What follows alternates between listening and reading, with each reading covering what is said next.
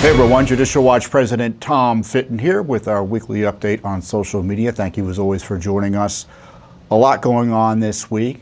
We're in a crisis caused by left-wing attempts to try to jail President Trump. That's the straightforward fact of it, and I'll be giving you my views as to where we are and where we'll be going.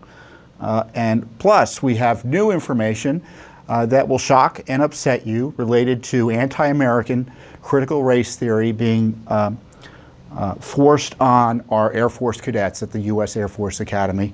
You're going to want to stick around for that. First up is the ongoing crisis and attack on former President Trump, who is officially a candidate for the President of the United States, the chief opponent of President Biden, who by all accounts is likely to seek re-election. And the New York District Attorney, New York City's District Attorney, Alvin Bragg, has evidently decided, based on all reports, to try to prosecute and jail Donald Trump related to payments he allegedly made through Michael Cohen to this woman, Stormy Daniels, as part of a settlement agreement to ensure that she would not talk about any alleged activities or I guess a sexual relationship potentially that she may have had with President Trump. Now, of course, Trump denies he had any such relationship, and his defenders have suggested that this money was part, and I think it's a fair analysis, was extortion. So what does Bragg do? He looks at information and evidence given to him that shows extortion, and rather than protect the victim, he targets the victim with potential jail and prosecution. Now, the big news was that he wasn't arrested this week, that he wasn't arraigned this week, he wasn't indicted this week, which suggests, however slightly, that maybe Bragg, who is a left-wing extremist, is thinking better of abusing his office to target Trump. Now, this is one of 3 attacks on Trump from 3 Democrat political prosecutions across the country. You have the New York prosecution with Bragg and company.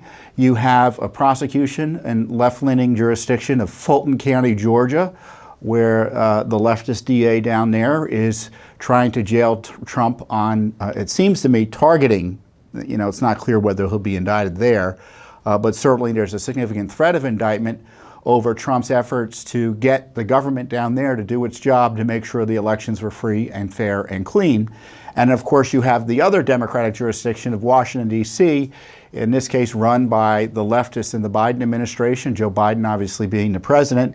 His Justice Department is trying to jail Trump and others based again on First Amendment protected activity related to disputing the election and this absurd analysis or application of the law related to presidential records that seeks to jail Trump on a dispute related to presidential records. A dispute that is ongoing with Biden, Vice President Pence, and arguably, in theory, every president and vice president who served in the office.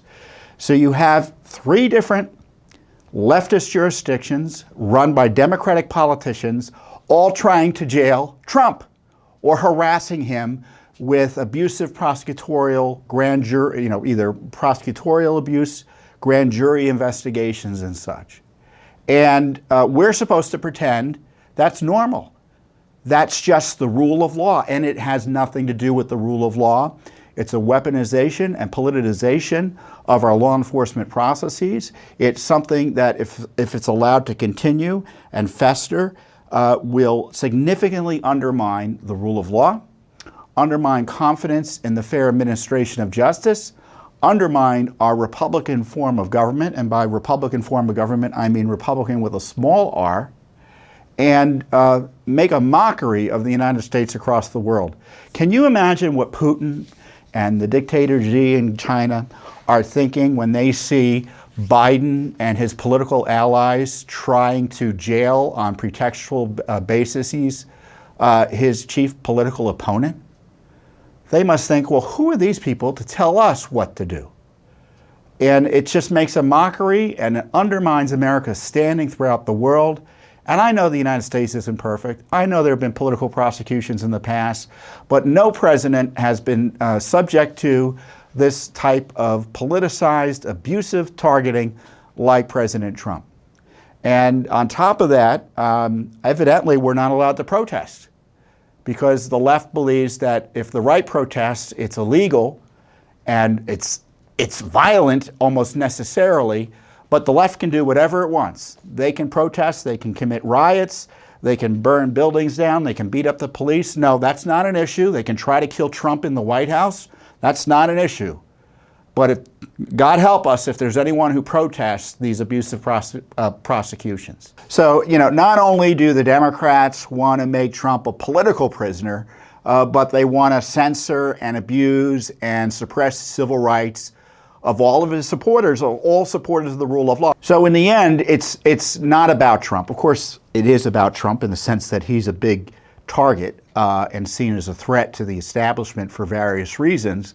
But it's also about whether our system of government is going to have rules that people can rely on in a way that reassure them that the law is to be respected, that we have the rule of law as opposed to the rule by men. Because right now we have rule by men when it comes to the prosecutorial abuses of Trump, the malicious prosecutions targeting Trump, and other innocent Americans. And it's really serious.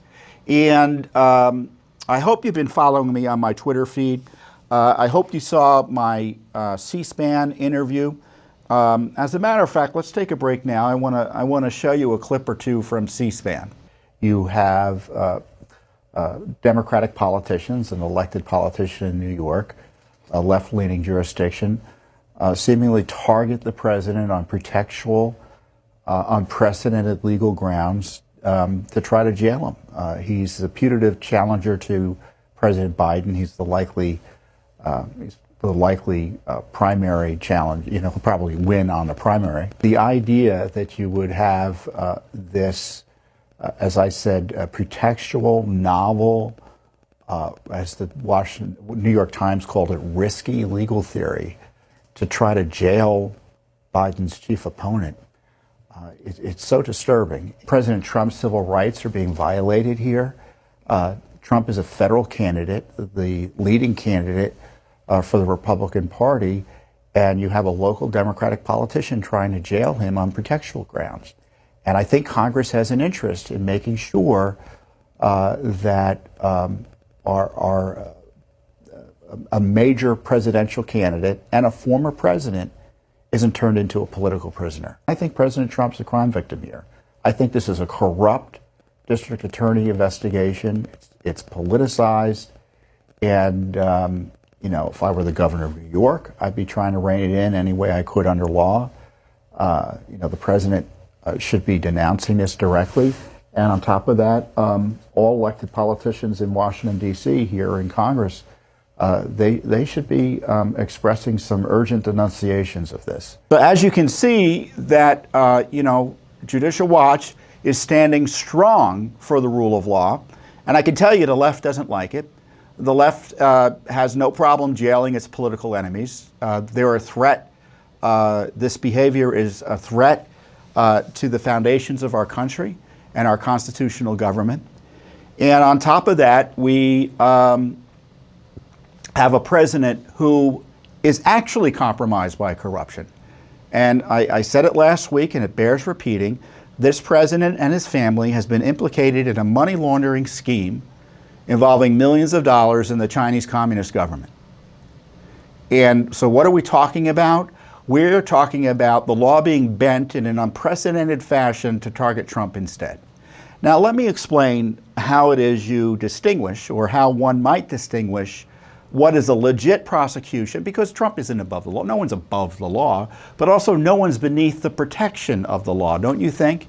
And in the case of Trump, one way to test whether these investigations and prosecutions are legit or not is to figure out, A, is this a law that is regularly applied across the population without regard to party or stature within the community, or is it a law that's never been applied before, but for Trump? And you'll see it's the latter. In New York, you had again, to take a step back here, we need to take a step back. This began with the Mueller investigation. They started harassing Trump by targeting his lawyer, Michael Cohen, up in New York. Cohen was forced to plead guilty to several charges, and the leftists running the Southern District of New York, which is the U.S. Attorney's Office in New York, even under Barr, they were virtually unsupervised. And they forced Cohen to admit to a campaign finance violation related to these payments to Stormy Daniels. And I noted at the time, and many noted at the time, this isn't a campaign finance violation, it's absurd. So the thinking of Bragg is that, oh, well, first of all, the records were disguised, the business records were disguised, so that's potentially a crime. And it's even a worse crime, a felony, if they were disguised related to a campaign finance violation. What that violation is, it's not clear. A federal violation, a state violation, who knows? Because they're making it up as they go along.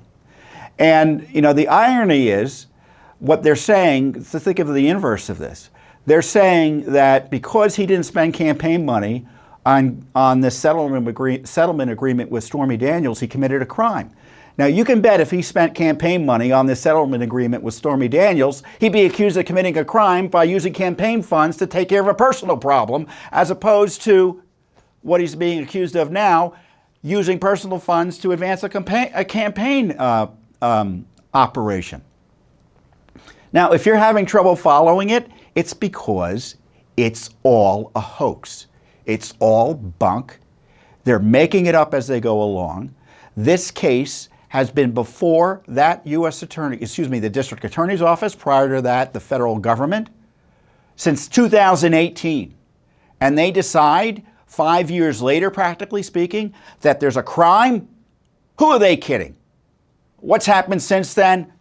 Trump announced his election, his effort to get reelected or elected again a few weeks ago. And now, I don't know what's going to happen in New York. Are they going to back off because people are upset, and even Democrats are recognizing that this is a obvious abuse? I don't know what's going to happen. But this is what I think ought to happen. I think that Bragg needs to be investigated. I think the Justice Department needs to be investigated, because if you believe this is happening without the help of the Biden Justice Department, then I have a bridge in Brooklyn I can sell you. And I think Congress is right to investigate. The loser Republican and establishment class gets very nervous, right? Because they don't want anyone to help Trump. They don't like every time Trump is in the news, even though he's in the news because he's being abused in unprecedented fashion in a way that undermines the very foundations of our constitutional system.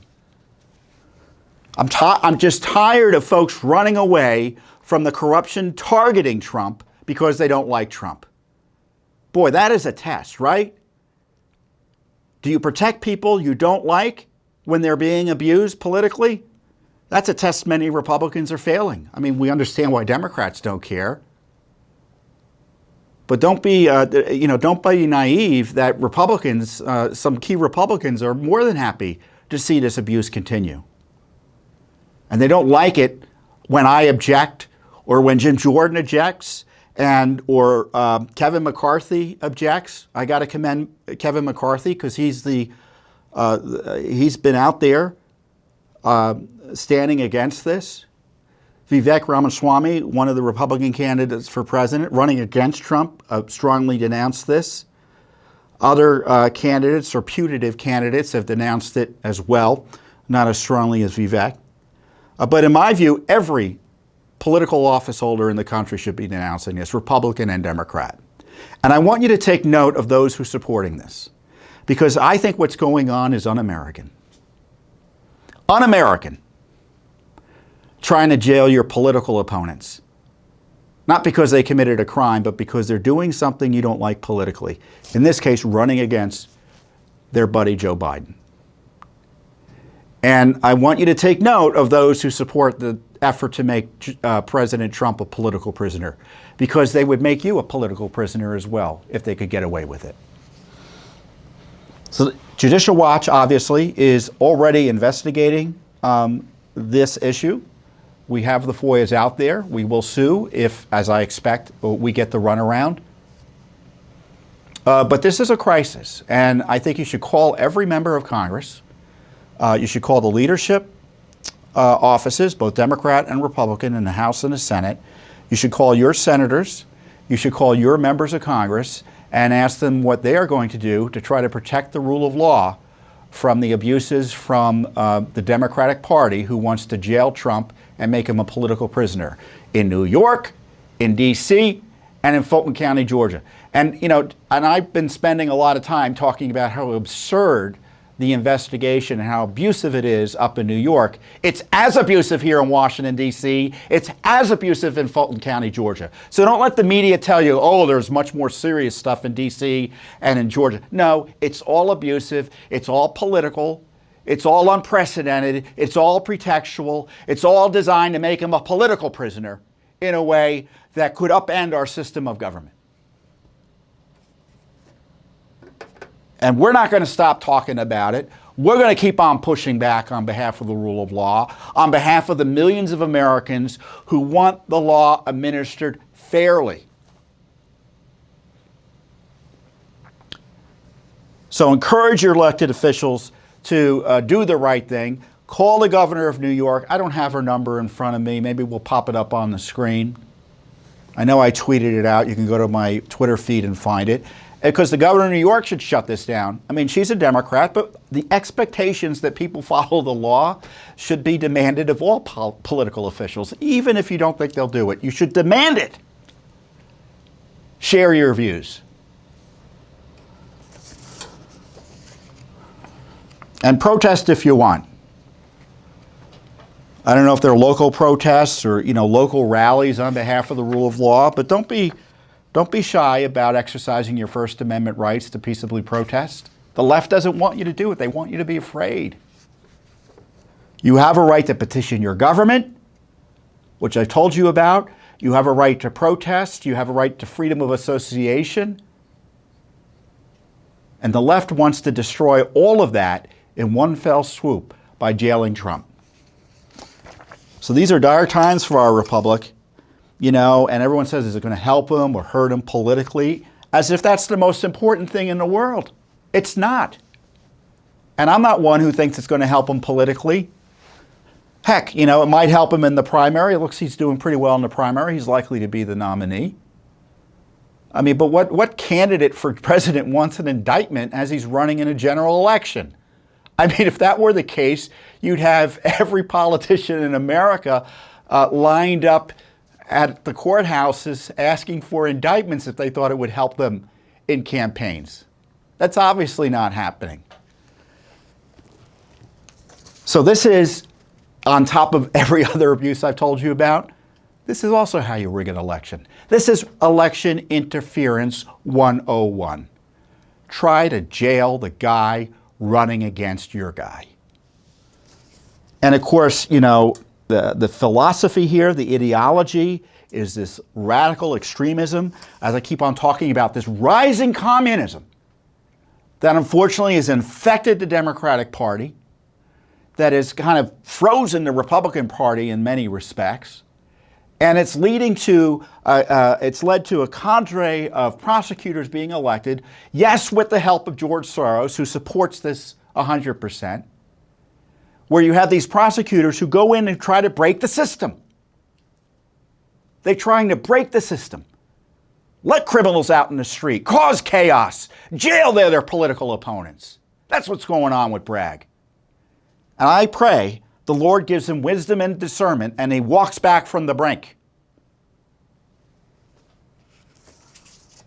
But we're going to do what we can do and continue to do, because we have many lawsuits on these issues and investigations already, whether it be in Fulton County, in up here in Washington, D.C., on the attacking of Trump for daring to dispute the Biden election and daring to assert his constitutional rights as a president to have his own records and make choices related to that. And of course, we've already launched FOIAs, as I told you, on the Bragg attack on Trump's civil liberties. So Judicial Watch is on the march, trying to get this information, trying to expose it, and hopefully by exposing it, allowing the public to fully understand what's happening in a way that maybe causes the bad guys to think twice about what they're doing. So I'll keep you updated. Go to our Twitter feed at judicialwatch.org. Look to the media. Go to Facebook. We're all over. True Social, Rumble, of course, YouTube. So we'll keep you updated everywhere we can. And of course, our website at judicialwatch.org, judicialwatch.org. Someone has to stand for the rule of law. And I tell you, we're going to do it any way we can with your support. So I've been warning you over the last year or two repeatedly that the pandemic facing America that could end our nation as we know it isn't COVID. It's critical race theory and its cousins, queer theory, whatever variation of the repackaged Marxism that's being foisted upon us is. And it is the core value of the Biden administration. It is the core value of many corporations. It is infecting our schools. It's being imposed on our military. And it's Marxism. It's anti-Americanism. It relies on racism to advance its agenda. It is something that is revolutionary in concept because at its heart, critical theory suggests that America's founding and all of our institutions since then have been thoroughly corrupted by either racism, homophobia, lack of equity, you name it. And if we're systemically racist, that means the institutions are illegitimate and they need to be overthrown, right? That's what makes it Marxist, that's what makes it communist, and that's why they're using it to try to destroy America and overturn the system. And so they're targeting our children, as Judicial Watch has exposed. They're using, most recently, President Biden, for instance. There was a rule passed bipartisan, a bill passed on a bipartisan basis out of Congress that would have overturned a Labor Department rule under the Biden administration that would have allowed investors or fiduciaries to use essentially your pensions and other investments to fund critical race theory, diversity, equity, inclusion. They've got all these hot button words for it, but essentially it's Marxism, okay? So they want to use investment dollars, your pensions, your 401ks, etc., to fund the left, to fund the Marxist agitators that want to overturn our system. And the Biden administration had tried to impose and has imposed a rule allowing that to take place, allowing these investors like BlackRock and company and other folks who have access to your assets to misuse your money and hijack your money for these nefarious ends. And Biden vetoed that. He vetoed an effort to pull that back.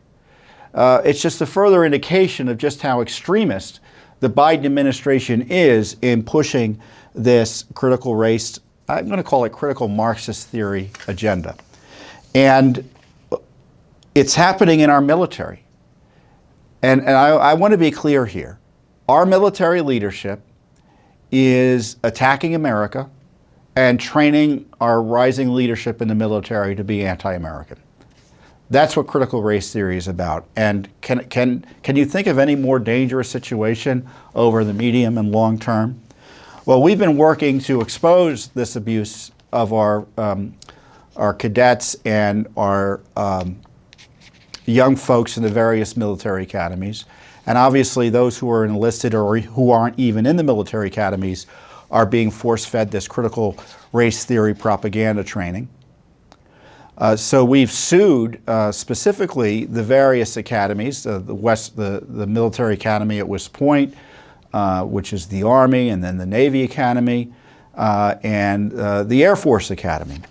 So we have a few lawsuits against the Air Force Academy, including an important one with our friends at STAR, which is the Stand Together Against Racism and Radicalism in the Services. STARS is a great group that includes former officers. I guess you're never really a former officer of the military, right?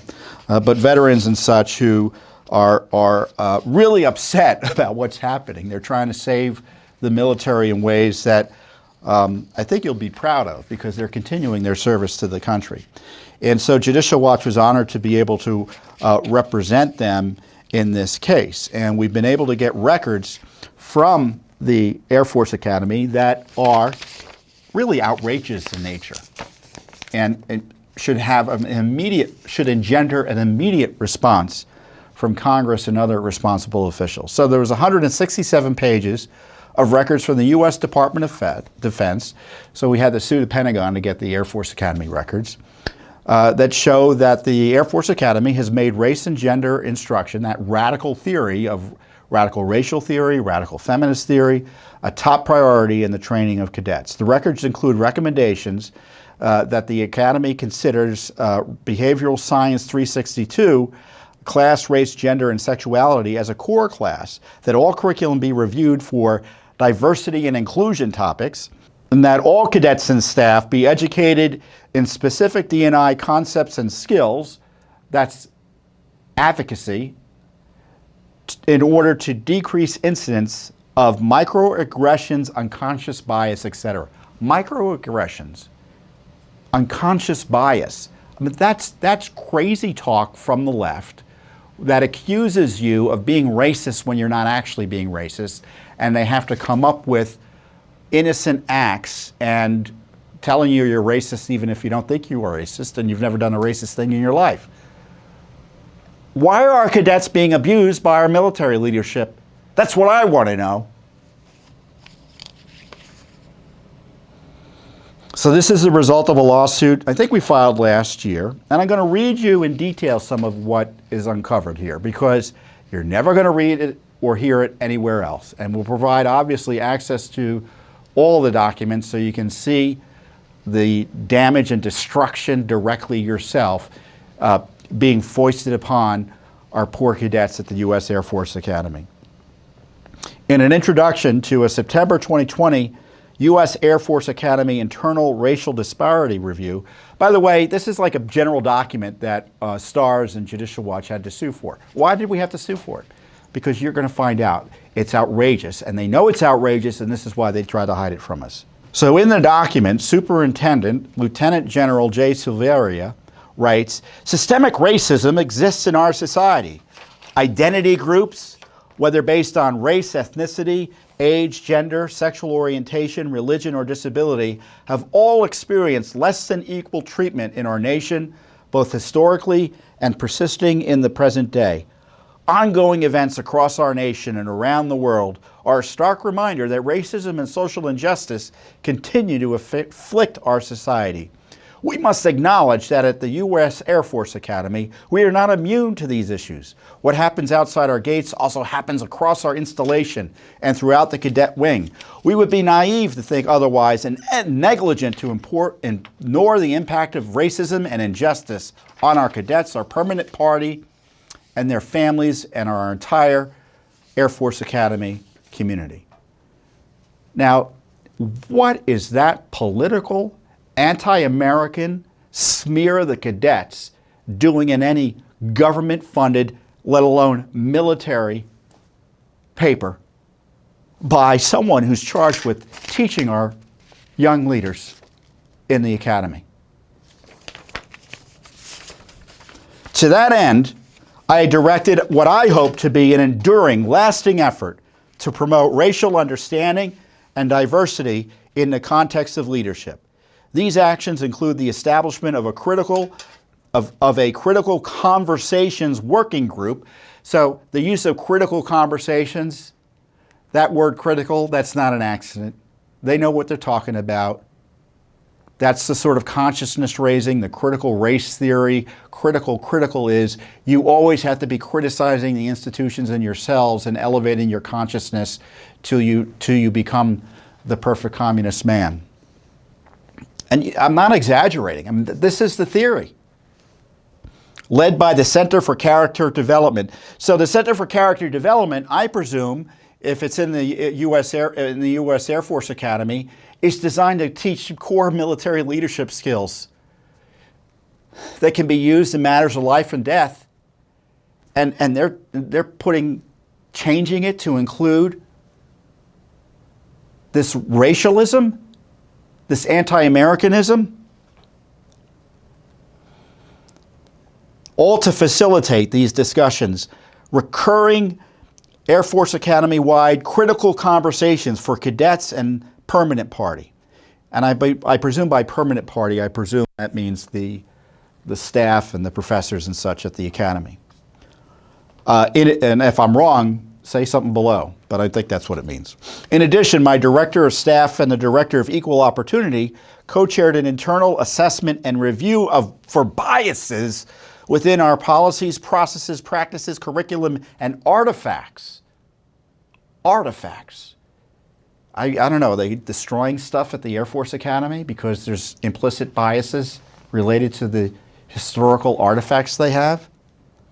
The objective of the assessment was to identify racial disparities unique to the Air Force Academy. Really, really awful stuff. And isn't that proof? What's going on there?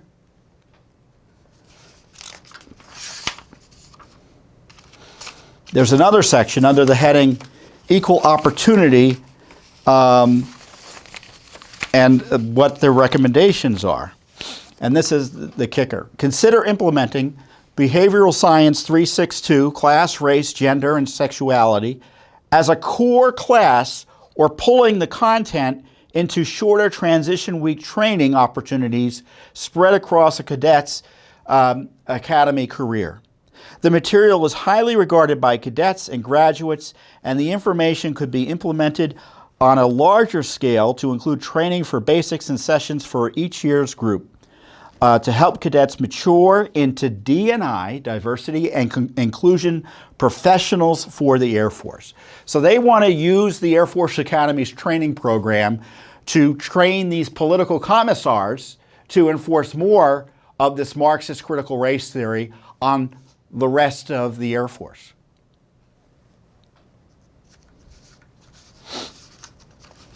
In a section entitled "The Way Forward," the review introduces a triple threat group, which was established in June 2020 after, quote, national conversations surrounding police brutality, release of news articles addressing racial disparities in the Air Force discipline system, and the height of racial tension. The review continues, triple threat's ongoing efforts align theory and considerations on how the U.S. Air Force Academy could address racial tension and unrest using a three-tiered triple threat approach of acknowledgement, action, and advocacy. I mean, they're just trying to train Marxist cadres through this system. And I tell you, if it's not shut down, our military is going to be destroyed, or even worse, be used against America. In clarifying the need to address this issue, as well as to demonstrate the importance of these efforts, Triple Threat solicited shared stories from current cadets and graduates from the past year that captured realities and perceptions that bring awareness to the black experience. And they capitalize black, which is racialist, by the way. And if you capitalize black or white, you're buying into leftist theory and you're dehumanizing all blacks and all whites. It's very South African apartheid in terms of language use at the U.S. Air Force Academy. And it gets worse. I mean, I was going through the release again, and, I go through and say, well, what am I going to share in the update? And I'm going to go, I got to share this. Oh, I got to share this. I got to share this. And before you know it, my head's going to explode because it's so outrageous. And I've already seen this, and I get outraged again every time I read it. That's why I'm getting a little heated. That's why it looks like I'm going to pop. It's because I know our cadets in the Air Force Academy right now are being abused. And our country is being harmed, and our military is being undermined by this whole process designed to transform our military from an effective fighting force into a political force against the American way.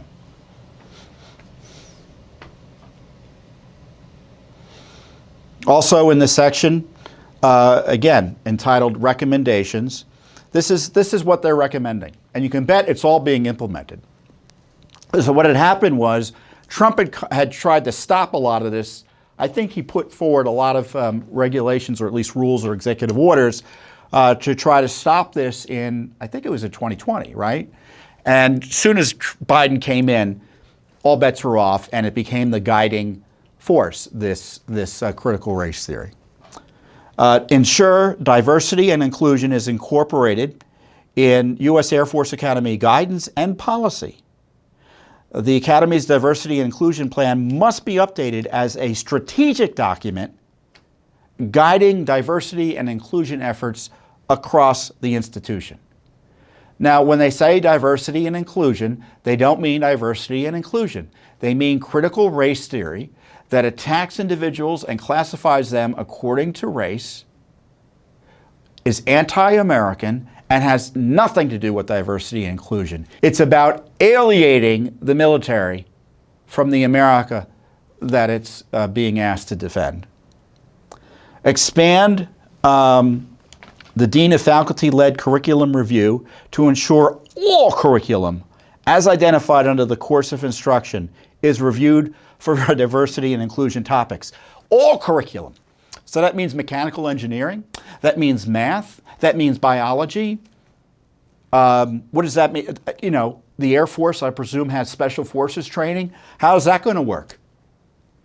My gosh.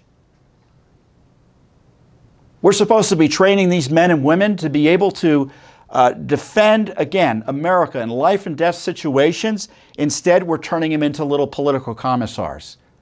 And it's going to get people killed. It's going to get people harmed and injured.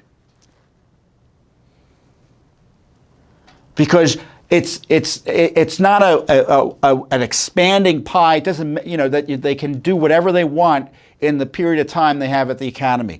So for every minute spent on diversity and inclusion, that's a minute less for the education they're supposed to be getting to defend the country in a way that protects their life and limbs, and obviously the life and limbs of the Americans and anyone else they're trying to save. Outrageous. And I tell you, the general core that's allowing this to go on, it's really unforgivable. It's really unforgivable. Educate and train cadets and staff on more specific D&I, diversity and inclusion concepts and skills in order to decrease incidences of microaggressions, unconscious bias, etc., and enhance retention inclusion.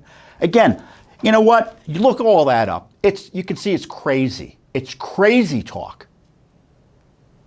And we're allowing our academy to be turned into a radical Marxist insane asylum through this process. In addition, we must train our leaders across the institution on how to facilitate critical conversations. There's that word, critical conversations, struggle sessions. You know, I want you to go back. You know, I was telling this the other day. I digress a little bit, but I think you might appreciate it. The Last Emperor, it's a movie from 1987. So longer than I care to admit to. But it seems like it was just yesterday, right? But I encourage you to go back and watch that movie. And it was a little too friendly to the Chinese communists, but it did a good job of showing, although frankly in an approving way, how the Chinese communists work, because they're the last emperor there. He was friendly with the Japanese during the war, at least we're led to believe. And so the Chinese communists take over, murder all their political opponents, and take into custody the last emperor, and they dethrone him. And they make him, they send him to a political education camp. And he's put through these struggle sessions, these critical discussions, right?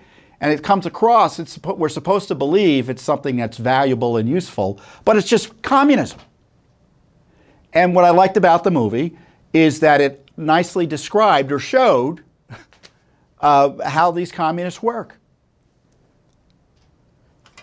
I mean, they want our cadets to be trained to intimidate other Air Force officers and service members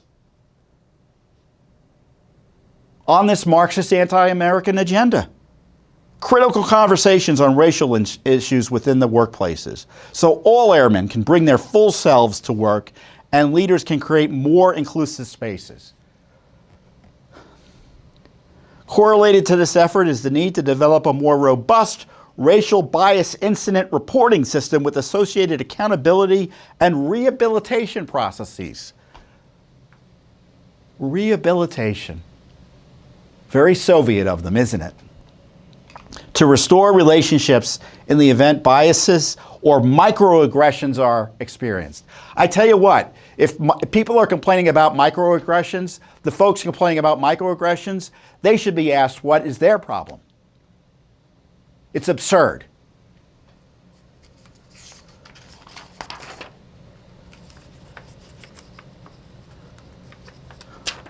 There's an email where the sender and recipients are redacted that discussed required textbook readings on, quote, prejudice and discrimination. It includes identifying examples of prejudice, stereotypes, and discrimination, describe how explicit and implicit prejudice differ, describe some of the social, emotional, and cognitive roots of prejudice. I mean, this is CRT 101.